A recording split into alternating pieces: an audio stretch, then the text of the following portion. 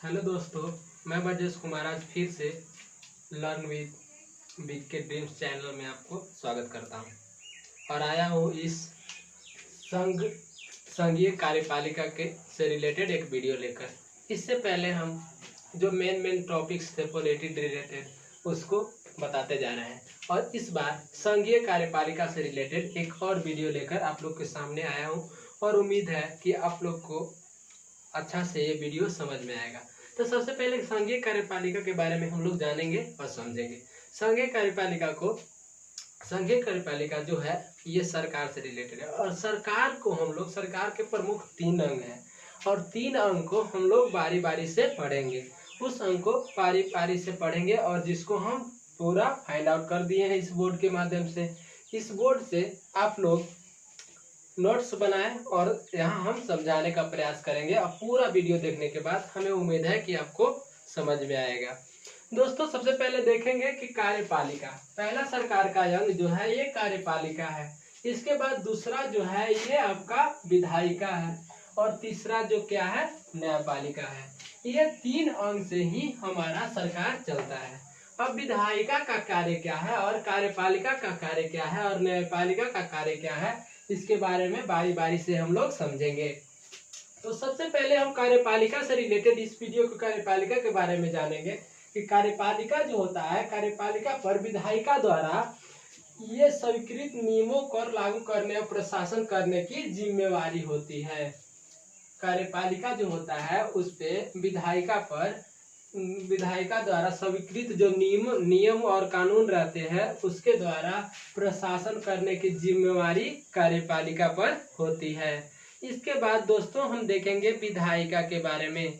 तो विधायिका में आपका ये है कि इसका कार्य जो होता है शासन के नियमों के तहत करना होता है, तय करना होता है तथा जनता के हित के बारे में सोचना होता है। जो जनता के हित के बारे में कानून निर्माण करता है वो ही आपका विधायिका होता है। अब दोस्तों हम देखेंगे सरकार का तीसरा अंग न्यायपालिका के बारे में। तो न्यायपालिका के बारे में क्या है इसके बारे में यहाँ हम देखेंगे। तो न्यायपालिका जो मेरा होता है सरकार का तीसरा अंग, ये होता है न्यायपालिका। इसका कार्य होता है जितने भी कानून रहते हैं उसके आधार पे वाद विवाद होता है उसको निपटारा करना और सुलझाना। दोस्तों हम देखेंगे कि ये जो होता है चौथा स्तंभ प्रेस को माना जाता है। सरकार का चौथा स्तंभ, जो कि हम यहाँ लिखे एक पॉइंट में कि सरकार का चौथा स्तंभ प्रेस को माना जाता है। और ये जो होता है भारत के संघीय कार्यपालिका के शामिल रहता है। अब भारत के संघीय कार्यपालिका में क्या क्या शामिल रहता है इसके बारे में हम देखेंगे। तो भारत के संघीय कार्यपालिका में 3 पॉइंट्स हैं जो कि राष्ट्रपति एवं उपराष्ट्रपति एवं मंत्री परिषद के जो होता है मुखिया हमारा होता है प्रधानमंत्री, वो 3 पार्ट्स में डिविजिबल है दोस्तों। और यही 3 पार्ट्स सरकार का निर्माण करते हैं। जैसे सरकार का ये हम राष्ट्रपति के बारे में कुछ इसके पिछले वीडियो में देखे थे और राष्ट्रपति के पूरा जो 52 अनुच्छेद 52 में आर्टिकल 52 में हम लोग पढ़े थे कि भारत का एक राष्ट्रपति होता है और 52 से 61 तक राष्ट्रपति के बारे में आर्टिकल्स में पढ़े थे। इसके बाद दोस्तों हम उपराष्ट्रपति के बारे में, जो हमारा वाइस प्रेसिडेंट होते हैं, उसके बारे में भी हम चर्चा पिछले वीडियो में कर चुके थे। और ये जो है मंत्री परिषद, जो मुखिया होता है प्रधानमंत्री, जो कि अभी कंटिन्यू में प्रधानमंत्री नरेंद्र दामोदर दास मोदी है। ये जो होता है मंत्री परिषद, ये 3 अंग के बारे में हम लोग पढ़ेंगे, जो कि दोस्तों प्रधानमंत्री के नेक्स्ट वीडियो प्रधानमंत्री के बनाने वाले हैं और हमें उम्मीद है कि वो भी आपको अच्छा से समझ में आएगा। तो दोस्तों हम देखेंगे ये 3 जो है भारत की संघीय कार्यपालिका के में शामिल रहता है दोस्तों। अब इसके बारे में देखेंगे कार्यपालिका के जो होता है प्रमुख कैसे कितने प्रकार से डिविजुअल किया गया है कार्यपालिका को, इसके बारे में देखेंगे।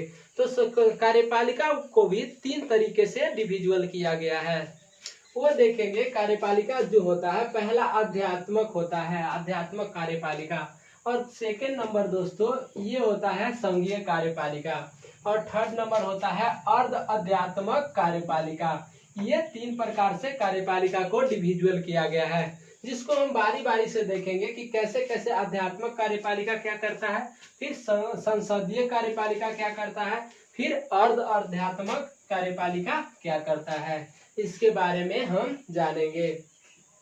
तो देखेंगे कि पहला आध्यात्मिक कार्यपालिका। आध्यात्मिक कार्यपालिका में क्या है कि जैसे राष्ट्रपति राज्य एवं सरकार के दोनों के प्रधान होता है। राष्ट्रपति रहता है जो राज्य एवं सेंटर और स्टेट का दोनों में प्रधान अगर माना जाता है तो वो राष्ट्रपति को माना जाता है। जैसे कि हम बताते हैं कि राष्ट्रपति को ही, प्रेसिडेंट को ही हम मानते हैं भारत का प्रथम नागरिक भी मानते हैं। एवं सैनिक कमांड का भी प्रथम जो होता है मान्यवादी वो राष्ट्रपति ही होता है। तो ये भी होता है राष्ट्रपति राज्य एवं सरकार दोनों का प्रधान होता है एवं विधायिका के प्रति जवाबदेह नहीं होता है। ये जो है ये कानून जो फुलफिल करता है वो दो ही ऐसा देश है जो कि ये उत्तरदायित्व नहीं होता है, जो कि पहला देश है अमेरिका और दूसरा देश ब्राजील है, जो कि हम एग्जाम्पल में यहाँ राइट डाउन कर लिए हैं दोस्तों। सेकेंड दूसरा नंबर हम देखेंगे कार्यपालिका में कि दूसरा क्या प्रकार है, तो ये संसदीय प्रणाली, संसदीय कार्यपालिका के बारे में देखेंगे। जो कि संसदीय कार्यपालिका क्या है, प्रधानमंत्री जो हमारा होता है सरकार का प्रधान होता है, प्रधानमंत्री सरकार का प्रधान होता है और वह विधायिका में बहुमत दल का नेता होता है। और वह विधायिका में क्या होता है कि बहुमत दल का नेता होता है, जो नॉमिनेट, अगर प्रधानमंत्री वही होता है जो क्या होता है कि विधायिका में बहुमत प्राप्त करता है वो प्रधानमंत्री नियुक्त किया जाता है। और विधायिका के प्रति ये जो होता है जवाबदेह होता है। और ये कानून कहाँ कहाँ फॉलो करता है, कहाँ कहाँ बहुमत दल का नेता को चूज किया जाता है, नॉमिनेट किया जाता है। तो ये पहला तो हम देखेंगे अमेरिका को, सेकंड नंबर हम देखेंगे कनाडा को और तीसरा है ब्रिटेन को। ये तीन देश जो है ये पहले चुनाव होता है, इसके बाद हम ये नॉमिनेट करते हैं प्रधानमंत्री को, प्रधानमंत्री सरकार को नॉमिनेट करते हैं। इसके बाद दोस्तों हम देखेंगे थर्ड नंबर आध्यात्मिक कार्यपालिका के बारे में। इसके बारे में हम जानेंगे। तो पहला क्या है, राष्ट्रपति देश का प्रमुख होता है। ये तो सब लोग जानते हैं कि राष्ट्रपति जो होता है देश का प्रमुख मुखिया होता है, जबकि प्रधानमंत्री सरकार का प्रमुख होता है। जैसे कि हम मानते हैं कि राष्ट्रपति देश में रहता है ये प्रमुख रहता है, इसके बात को हम लोग मानते हैं। लेकिन इससे जो होता है सेंटर में सरकार चलाता है, ये जो होता है प्रधानमंत्री हमारा वो सरकार प्रमुख होता है सरकार में। और ये जो होता है अर्ध आध्यात्मिक, ये कानून को फुलफिल करता है कौन, तो श्रीलंका है, फ्रांस है और रूस इस कानून को मानता है। अब दोस्तों हम देखेंगे कार्यपालिका के बारे में। तो कार्यपालिका को कुछ दो तरीके से हम लोग जानते हैं। जैसे है पहला राजनीतिक कार्यपालिका और दूसरा अस्थायी कार्यपालिका। पहला राजनीतिक कार्यपालिका में क्या है कि सरकार के नीतियों पर उत्तरदायित्व जो कर्तव्य रहता है उसी को हम राजनीतिक कार्यपालिका के अंतर्गत रखते हैं। और सेकेंड नंबर है दोस्तों अस्थायी कार्यपालिका। अस्थायी कार्यपालिका में क्या होता है कि रोजमर्रा के प्रशासन के बारे में उत्तरदायित्व जो होता है उसको हम मानते हैं अस्थायी कार्यपालिका।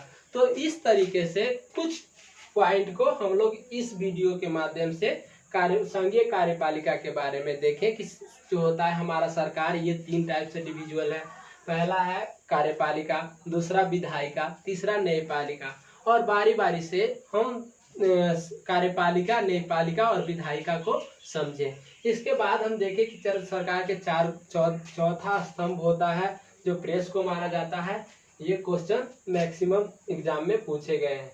तो इस तरीके से हम देखें कि भारत के संघीय कार्यपालिका में कुछ तीन टाइप से डिविजुअल है, जो कि पहला हम राष्ट्रपति को हम लोग पिछले वीडियो में पढ़ चुके थे।